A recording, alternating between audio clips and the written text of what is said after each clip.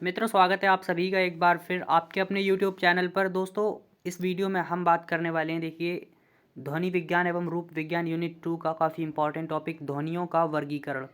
दोस्तों, ध्वनि का वर्गीकरण करने से पहले हम जानेंगे कि ध्वनियों का वर्गीकरण किस किस आधार पर किया गया है। ध्वनि, जैसा कि आप जानते हैं कि भाषा की सबसे लघुतम इकाई ध्वनि कहलाती है। तो ध्वनियों का वर्गीकरण मुख्यतः 3 आधारों पर किया गया है: स्थान के आधार पर, प्रयत्न के आधार पर और करण के आधार पर। अब स्थान, प्रयत्न और करण यहाँ पर क्या मतलब है इनका, इसको समझते हैं। तो स्थान, सबसे पहले स्थान के बारे में बात करते हैं। स्थान या फिर इसको हम उच्चारण स्थान भी कहते हैं, यानी पॉइंट्स ऑफ आर्टिकुलेशन या प्लेस ऑफ आर्टिकुलेशन कह सकते हैं। तो ध्वनि का उच्चारण मुख विवर के किसी स्थान विशेष या अंग विशेष से किया जाता है। स्थान वह है जहाँ भीतर से आती हवा रुक कर या किसी अन्य प्रकार से उसमें विकार लाकर ध्वनि उत्पन्न करती है या ध्वनि उत्पन्न की जाती है। तो इसका मतलब हम कह सकते हैं कि जब ध्वनि मुख विवर में आती है, जब फेफड़ों से बाहर निकलती है, तो वह जिस अंग से टकरा कर आ रही होती है, तो वही जो है अंग आपका स्थान कहलाता है या उच्चारण स्थान कहलाता है। इस आधार पर भी हम ध्वनियों का वर्गीकरण अभी देखने वाले हैं। दूसरा कारण है प्रयत्न, यानी प्रयत्न के आधार पर। तो ध्वनि के उच्चारण के लिए हवा को रोककर जो प्रयत्न करना पड़ता है, उसी क्रिया को हम प्रयत्न कहते हैं। यानी कि हवा को रोकने में जो प्रयास करना पड़ता है उसको हम प्रयास कहते हैं। प्रयास दो प्रकार से हो सकता है: आभ्यंतर, अभ्यंतर यानी अंतर, आंतरिक, जैसे कि मुख में जो हमारे विभिन्न अंग हैं या फिर वाग्य यंत्र हैं उनके द्वारा किया गया प्रयत्न, वो क्या है आपका आभ्यंतर प्रयत्न। किसी भी ध्वनि के उच्चारण के लिए विभिन्न स्थानों पर एक से अधिक प्रयत्नों की जरूरत पड़ती है, इस बात को आप ध्यान रख लें। तीसरा आपका आधार है करण। पहले आधार समझ लें, उसके बाद वर्गीकरण देखेंगे। करण यानी आर्टिकुलेशन या आर्टिकुलेटर बोल सकते हैं इसको। तो वाग्य यंत्र या फिर हमारी जो वागेंद्रियाँ हैं, वह वागेंद्रियाँ जो कि इधर उधर गतिशील हो सकती हैं या फिर ध्वनि उच्चारण में जो अंग सक्रिय रहते हैं उनके आधार पर, जैसे कि जीभ क्या है, हमारी जीभ जो है वो सक्रिय रहती है। इसी आधार पर जो है जीभ को भी अग्र, मध्य, पश्च में विभाजित किया गया और उसी के आधार पर स्वर भी, अगर जीभ का अग्रभाग सक्रिय रहता है तो अग्र स्वर, और मध्य रहता है तो मध्य स्वर, और पश्च रहता है तो पश्च स्वर, इस आधार पर विभाजित किया गया है।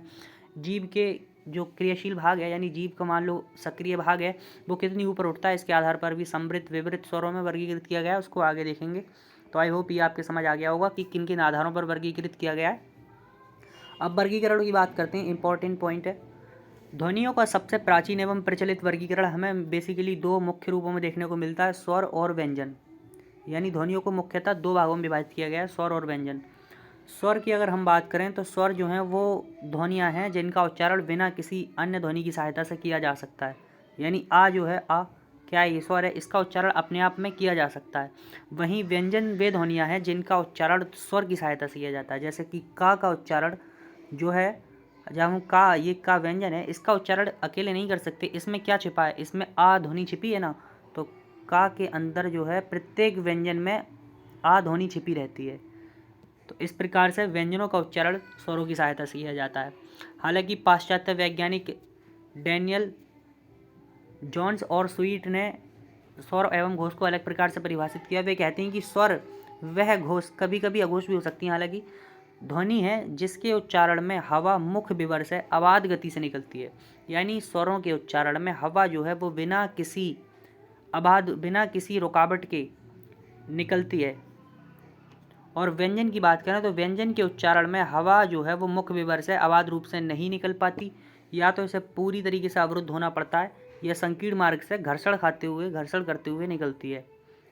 स्वरों को अक्षरिक तथा अनाक्षरिक, व्यंजन को अनाक्षरिक कहा गया, यानी स्वरों की जो मुखरता है वो अधिक है, वहीं व्यंजन की मुखरता कम है अपेक्षात्मक रूप से। स्वर ध्वनियों का वर्गीकरण। अब देखिए, स्वर ध्वनियों के वर्गीकरण की बात कर लेते हैं। तो जीभ की भाग की सक्रियता के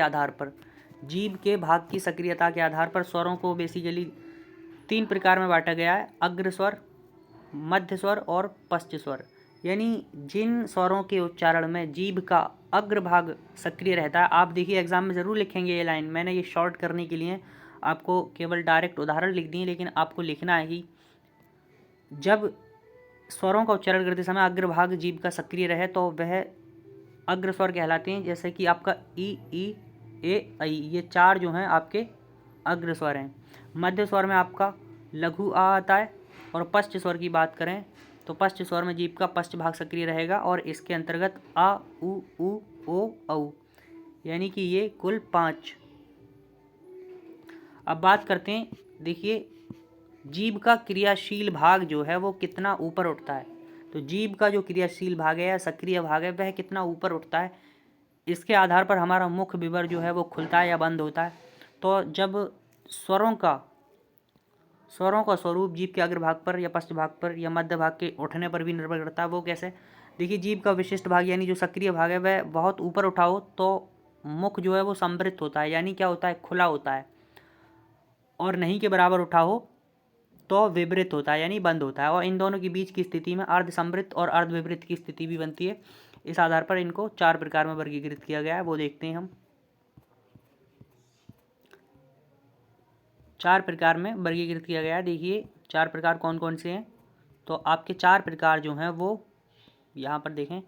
समृद्ध स्वर में आपके ई, उ, यानी समृद्ध स्वर, इनका उच्चारण करते समय मुख पूरी तरह से खुला रहता है। अर्ध समृद्ध स्वर की बात करें तो ए और औ, इसमें मुख जो है वो आधा खुला होता है। विवृत स्वर में मुख पूरी तरीके से बंद होता है और अर्ध विवृत स्वर में आधे तरीके से बंद होता है। कह सकते हैं कि मतलब कम खुला होता है। जैसे कि ऐ, औ, आ और ओ, ये जो हैं आपके अर्ध विवृत स्वर हैं। अब ओष्ठ की स्थिति के आधार पर, यानी ओष्ठों की, देखिए स्वरों का उच्चारण करते समय हमारे ओष्ठ जो हैं वो क्या करते हैं, वो गतिशील होते हैं। वो अपना जो उनकी स्थिति है वो परिवर्तित कर सकते हैं। तो इसी प्रकार से जब हम स्वरों का उच्चारण करते हैं तो कभी कभी हमारे ओष्ठ जो हैं या होठ हैं वो वृत्ताकार हो जाते हैं, गोल हो जाते हैं। इसी आधार पर वृत्ताकार और अवृत्ताकार में वर्गीकृत किया गया है। वृत्ताकार स्वर वे स्वर हैं जिनका उच्चारण करते समय हमारे ओष्ठ जो हैं वो गोलाकार हो जाते हैं, गोल हो जाते हैं। जैसे कि उ, ओ, औ। और अवृत्ताकार जिन स्वरों का उच्चारण करते समय हमारे ओष्ठ जो हैं वो गोलाकार नहीं होते, जैसे कि आ, ई, री और ए तथा ऐ। नेक्स्ट देखिए मात्रा के आधार पर, चौथा है आपका मात्रा के आधार पर। मात्रा का अभिप्राय यहाँ पर किसी भी स्वर का उच्चारण करते समय जो समय लगता है उसी को मात्रा कहा जाता है।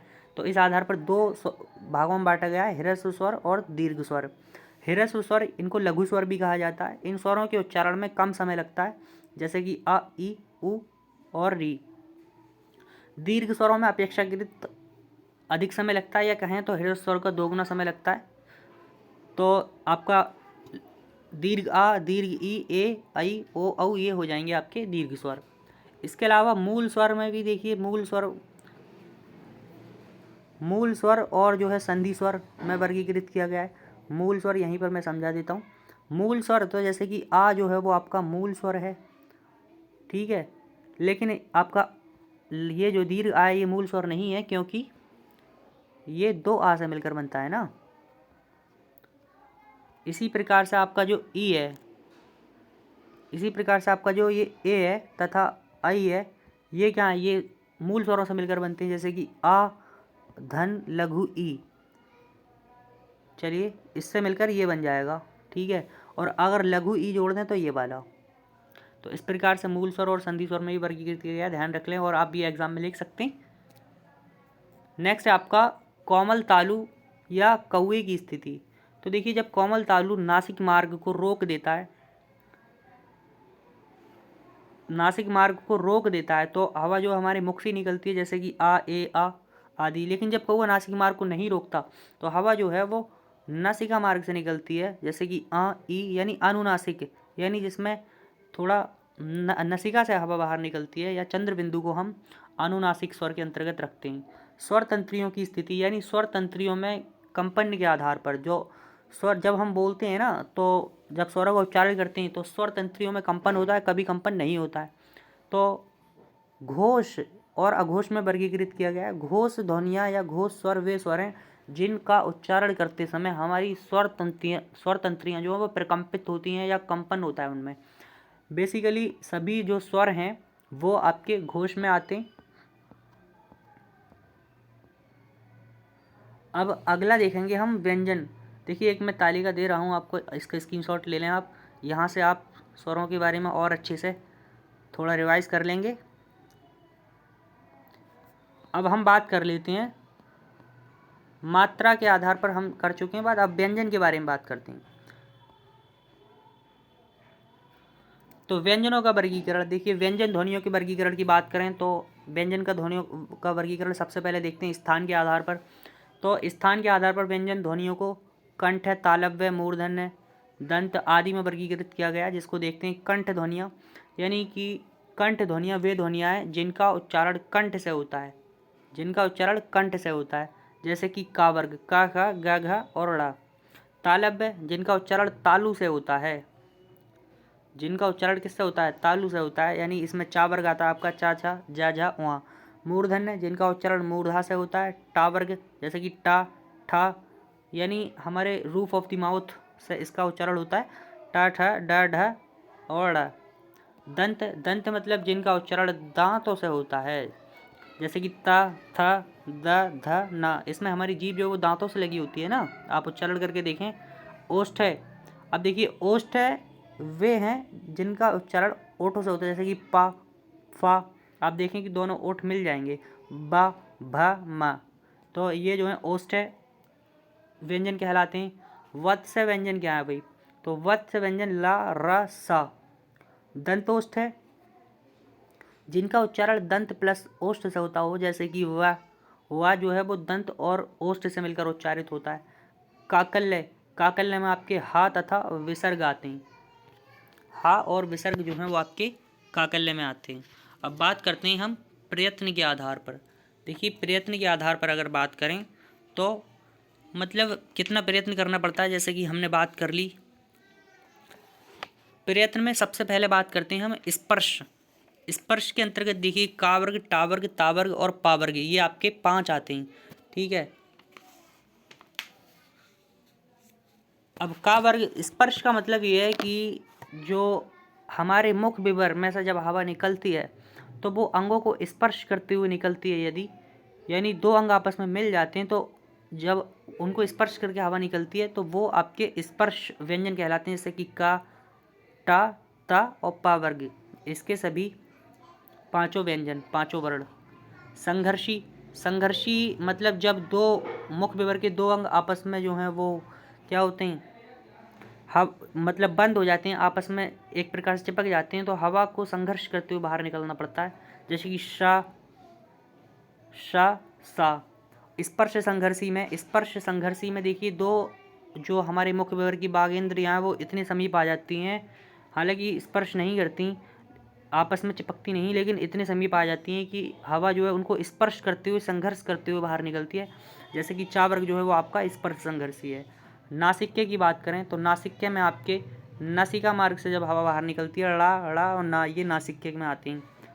पार्श्विक में देखिए जब हवा जो है वो मुख विवर की पार्श्व से यानी साइडों से निकलती है तो उसको पार्श्विक स्वर कहते हैं। ला जो है वो आपका पार्श्विक स्वर है। लुंठित, रा, लुंठित का मतलब है कि जिसमें हमारी जीभ जो है वो लोड़ित हो जाती है, यानी मुड़ जाती है, लपेट खा जाती है, उसको लुंठित व्यंजन कहते हैं। जैसे कि रा में आप देखें तो हमारी जीभ क्या है, वो थोड़ी लपेट खा रही है, मुड़ रही है। उत्क्षिप्त व्यंजन ड़ा और ढ़ा। उत्क्षिप्त व्यंजन वे व्यंजन है जिसमें हमारी जीभ का अगला भाग जो है वो थोड़ा सा ऊपर उठ के फिर बाद में नीचे गिरता है, तो वो उत्क्षिप्त व्यंजन है।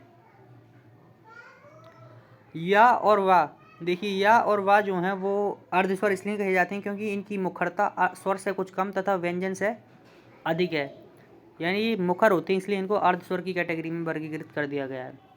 स्वर तंत्रियों के आधार पर, तो देखिए स्वर तंत्रियों में कितना कंपन होता है उसके आधार पर घोष और अघोष जैसे कि स्वरों को भी वर्गीकृत किया गया है, ऐसी व्यंजनों को भी किया गया है।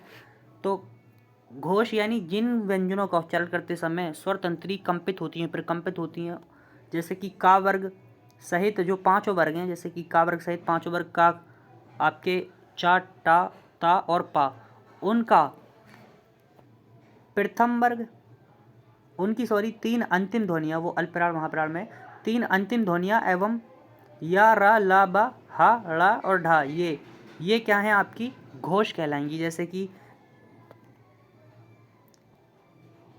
का, खा, ये क्या है आपकी अघोष, ये अघोष, और इसके बाद में गा, घा तथा ड़ा, ये क्या है आपकी, ये कहलाएंगी आपकी घोष।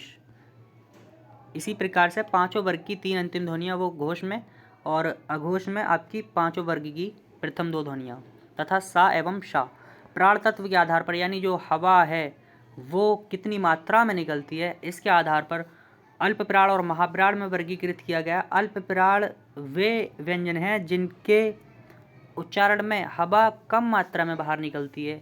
प्रत्येक वर्ग का पहला, तीसरा और पांचवा वर्ण अल्पप्राण वर्ण कहलाता है। ये जरूर याद रख लें, आप उदाहरण लिखेंगे तभी आपको अंक मिलेंगे।